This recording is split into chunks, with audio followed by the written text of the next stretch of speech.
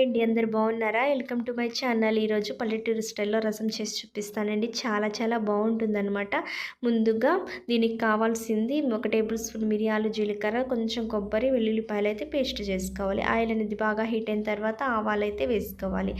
Onions కూడా మంచిగా fry అవ్వాలి. ఈ లోపల చింతపండు రసంలో ఒక టమాటాని తీసుకొని మంచిగా పిసుకుంటే చాలా టేస్టీగా ఉంటుంది. ముక్కల కన్నా ఇలా పిసుకొని తీసుకుంటేనే బాగుంటుందన్నమాట. నెక్స్ట్ ఇది మరిగిన తర్వాత రసం మరిగిన తర్వాత మీ టేస్ట్కి తగ్గట్టుగా కారం, ఒక అర టీ స్పూన్ పసుపు, మనం దంచి పెట్టుకున్న పేస్ట్ని వేసి బాగా కలుపుకోవాలండి. అర టీ స్పూన్ ధనియా పొడి అయితే వేసుకోవాలి. నెక్స్ట్ కొత్తిమీరని కూడా యాడ్ చేసుకుంటే వేడి రసం అనేది రెడీ అయిపోతుంది. చాలా టేస్టీగా ఏంటి అందరు బాగున్నారా? Welcome to my channel. ఈరోజు పల్లెటూరు స్టైల్లో రసం చేసి చూపిస్తానండి. చాలా బాగుంటుందన్నమాట. ముందుగా దీనికి కావాల్సింది 1 టేబుల్ స్పూన్ మిరియాలు, జీలకర్ర, కొంచెం కొబ్బరి, వెల్లుల్లిపాయలు అయితే పేస్ట్ చేసుకోవాలి. ఆయిల్ అనేది బాగా హీట్ అయిన తర్వాత ఆవాలైతే వేసుకోవాలి.